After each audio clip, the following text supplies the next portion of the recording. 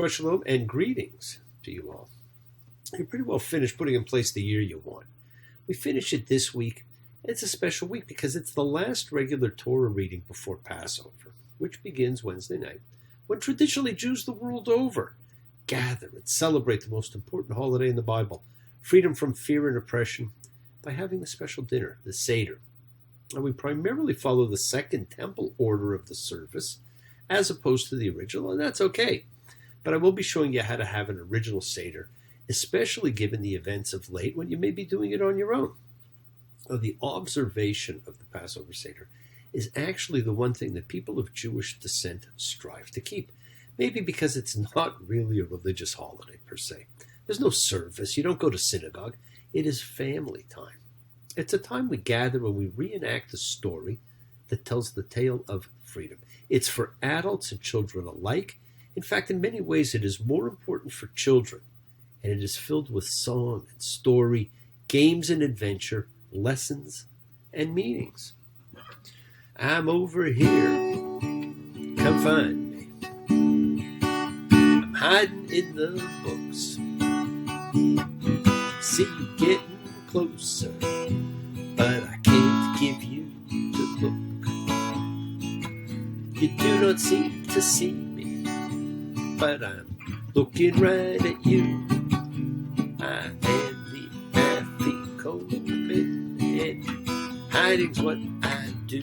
Now, even though I'll talk about it today, I also will prepare a presentation for the holiday that'll be posted in a few days so that those of you who will find themselves in the unenviable task of either for the first time doing their own Seder or hosting a personal family one, I'll provide in simple fashion a how-to, so that you will want to host it yourself every year from this point forward, and I hope you get a lot of meaning out of it.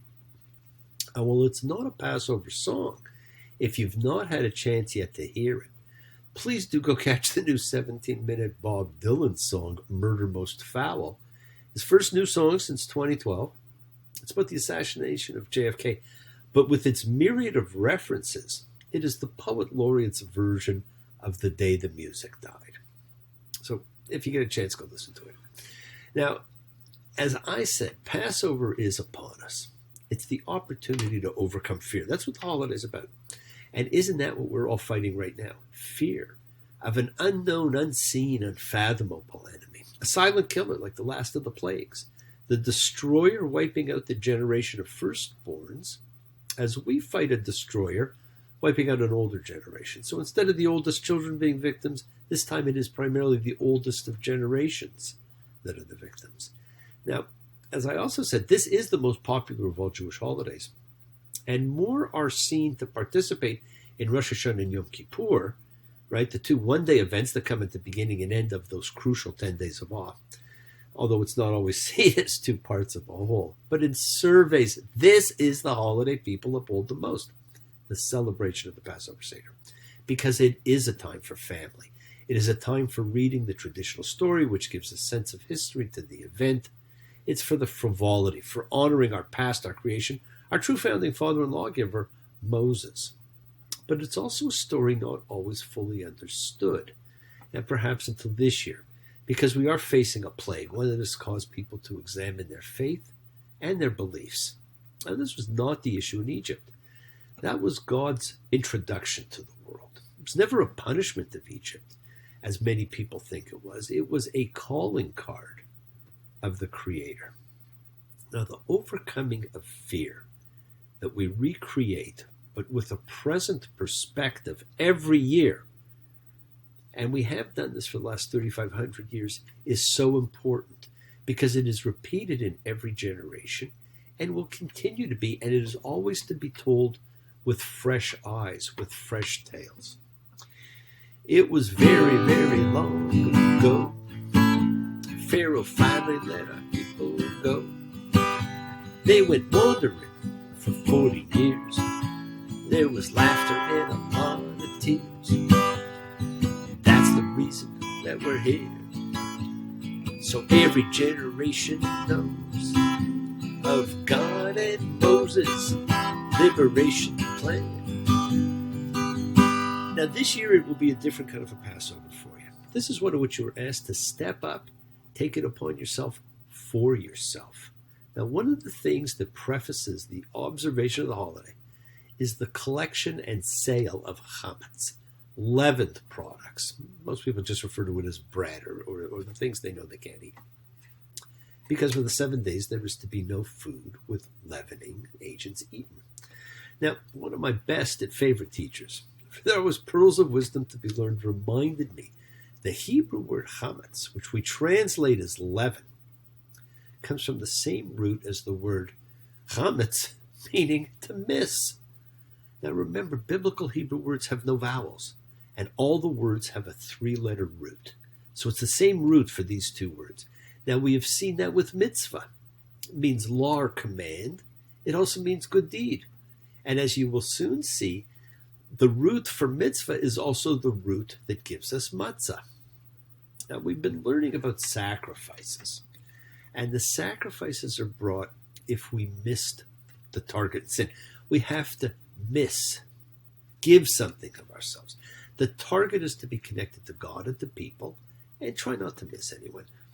And we are missing the food we like to eat, the food with leavening agents during Passover, and in missing or giving up, we see where the Christian concept of Lent came from, as they give up something that brought them joy. So keep in mind that chametz, much more than bread.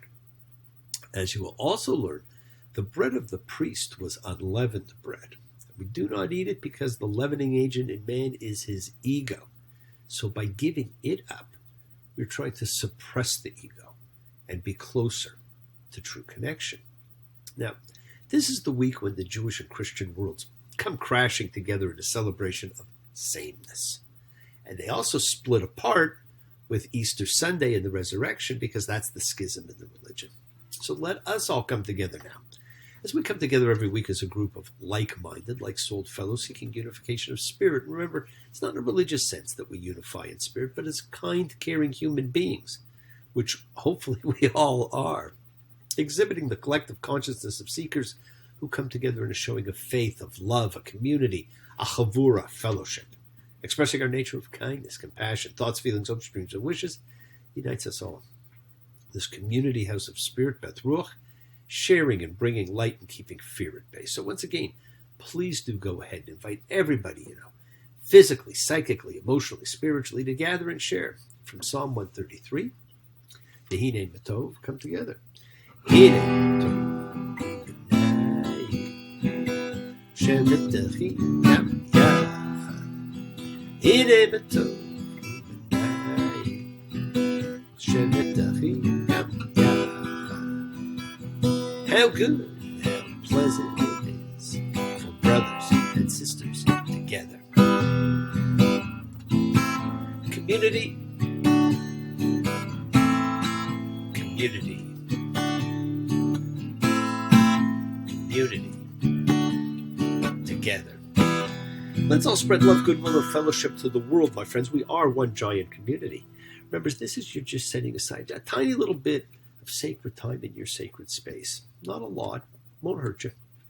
It's your ability to honor and converse with whoever, whatever you happen to believe in.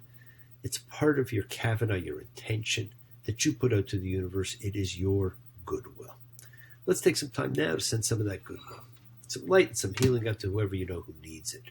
The world needs it. We all know people who need it. Healing and renewal for everyone. Floats through space, finding those in need, so send it out. For those you know, for the souls and spirits of everybody you love. Think of whoever that needs healing and renewal and love, or just plain goodwill. Focus on them. Call their names. Not just for people. It is for our pets, my friend. For the earth, it is the healing of the world, the tikkun olam that's part of our spiritual genetic makeup. Let's send thoughts and energy and health and renewal for everybody in need. For those in our hearts and our minds. For Sherry, for Leora and Tali, for David, Dan and Bob, for Cass, for Chris, for everybody who's hurt, and for the sad Rosemary who really needs it. Friends, it is the kindness, healing wishes, goodwill, and love we all send out. It circles the world finding those in need. So thank you, each of you, for all you do, for all you care, because the world is a world of spirit, and spirit, my friends, never dies. Me. Shabbat. Avotenu, Makor Chabracha, Leotenu, may the source of strength bless the ones before us. Help us find the courage, make our lives a blessing. The renewal of body, the renewal of spirit. Let us say, Amen. Amen. To everybody the world over, my friends, Mishaberach, let all of us have our spirits renewed. It's the great prayer for healing, which we call upon God to heal as He's healed before. May He who blessed, Mishaberach. Let's all send and receive healing and renewal energy in our efforts to love, to share, to care, to grow together. Now this week, I told you it's the last week before Passover, we read tzav, command. We're now reading the book of Leviticus, Manual of the Priest. It gives us clues which we will see realized in Numbers. The emphasis on the community is the integration of all the members of the community, and that's what you're going to notice.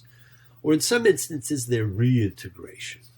We're now in the process of planning for our reintegration. All of us in our local communities, our national community, and the community of man, as we've been isolated from the plague.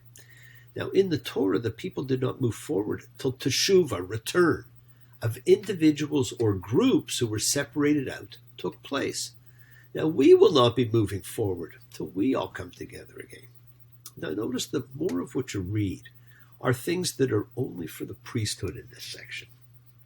We have the instructions concerning types of sacrifices, and then the rites of ordination. Well, the sacrifices were done by the priest. They weren't done by the individual people. And we learned about different sacrifices. The first one being the burnt offering. Leviticus 6:2. Command Aaron and his sons, saying, this is the instruction for the burnt offering. Something is burning, baby. Are you aware? Something's the matter, baby. There's smoke in your hair. Are you still my friend, baby? Show me a sign. Is the love in your heart for me turning blind? I can feel it in the night, in the night, in the night when I think of you. I can feel it in the light, in the light, in the light, and it's gotta be true. You can't live by bread alone, you won't be satisfied. You can't roll away the stone if your hands are tied. And of course, rolling away the stone reminds us of Jacob and Jesus. Now, but notice the instructions now are for the priesthood. Tell Aaron, not the people. And unlike the sacrifices that are eaten, the burnt offering literally means the one that goes up is completely burnt. It couldn't be eaten. Now, this is a priestly function. Citizenry did not do this. Now, my mother must have been a priestess. She was fantastic at burnt offerings, those sacrifices that definitely could not be eaten. Now, we then get instructions for the grain offering. And we see that all grain offerings were mixed with salt, which gave rise to the practice, of course, of dipping the challah in salt on the Sabbath.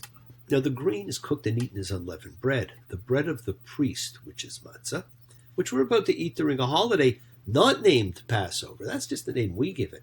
But the biblical name of the holiday is the Festival of Unleavened Bread, Festival of Matzah. Now, the offerings continue. We get sin offerings, guilt offerings, peace offerings. I'm not even going to go through what you do with them all. Every one of these are for Aaron and his sons. None are for the people. This is why the study of religious practice and indoctrination centered on Leviticus. It is rules and regulations for the priesthood. And since the exile, in many ways we are a nation of priests. We were always told we were a nation of priests. We all need to understand the practice of tradition, but no one needs to know the rules for sacrifice.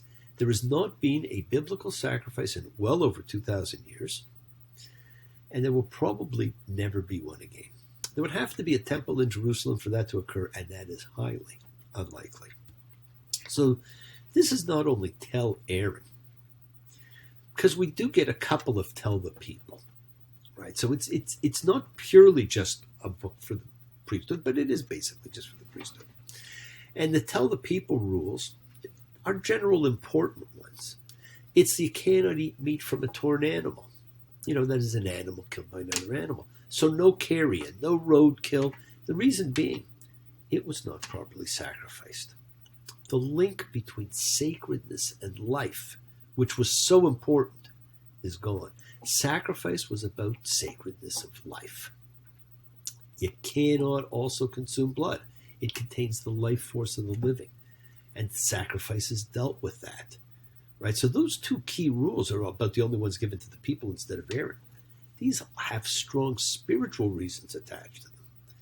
We then jump to a new section. Leviticus has only two narrative accounts. The first is the story of the consecration of Aaron and his sons to the priesthood of Israel. And we read that in Leviticus 8 to 10. It's a lengthy and detailed account. And enjoy it.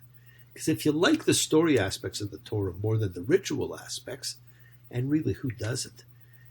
It's what's coming up. It's in two parts. And there is a week of waiting in the story from the time the priests are readied until they are initiated or ordained. And we are left waiting a week between the two parts so that we can get the second half of the story.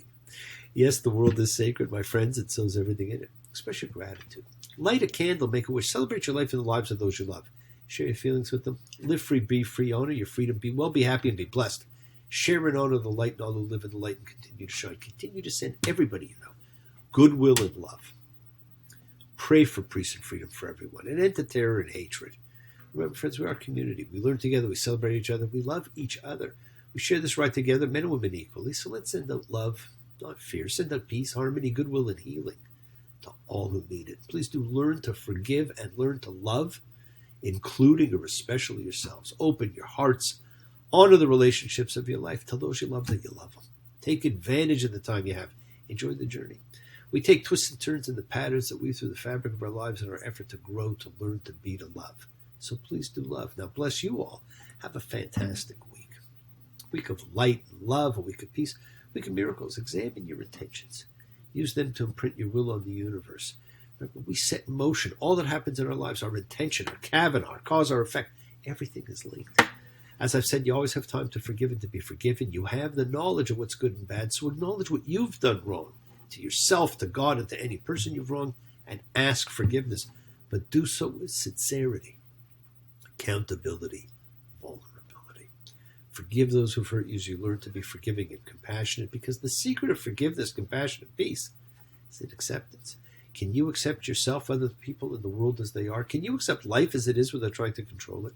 If you do, you can experience the peace that acceptance brings. So do not stop your journey. Do not stop moving towards your promised land, your home. Keep on dreaming, keep on being, keep sharing, keep shining, keep teaching.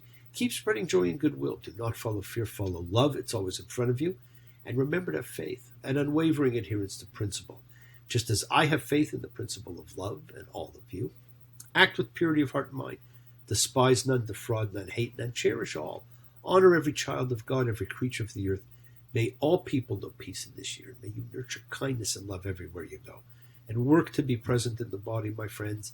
Expand your heart, quiet your mind, because the deepest source of your real power is in your consciousness and your ability to be mindful, to be aware, to be present in all of life's circumstances. So make the most of your time in this life and continue to touch and transform lives around you. You're never alone.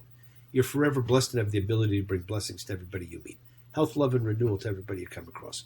We're all energy. Energy cannot be destroyed. It can only be transformed. Your words are your power to transform, to love, to bless. So be generous with them. Embrace love, not fear, forgiveness, not anger, and be there for someone, because someone will always be there for you, whether you know it or not. But continue to explore faith and belief. See what they mean for you, and never accept shame as a natural state. Whatever you feel others have felt, whatever you've experienced, others have too. We share together, we learn together, and we help each other. We are each of us trying to find love and peace and acceptance and support. We all have or could have that special someone in our lives. So find them. Tell them what they mean. And And remember, you're never alone on your journey to your promised land. Right? You're always being cared for. And always keep forgiving those you need to forgive, and keep asking forgiveness from those you need to ask forgiveness of. And listen to the voice of God, or whatever he, she, it, whatever you happen to believe in, is telling you, because God is always talking to you. And think about the life you want, what you need to do to put in place. Think about your connection, and think about the acceptance you need to exhibit, because that's the acceptance you always get. Remember, this is the time to always see what it is you can do, and get ready for the holiday of overcoming fear, because that's what Passover is all about. And don't forget to join me in the next few days when I post how to deal with Passover, and how to have a Seder, and how to do it the original biblical way, and what it really means, and how to tell the story without actually reading a book.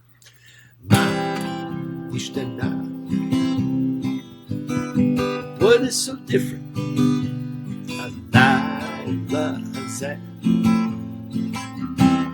On this day, he called Hallelujah from all of the nights.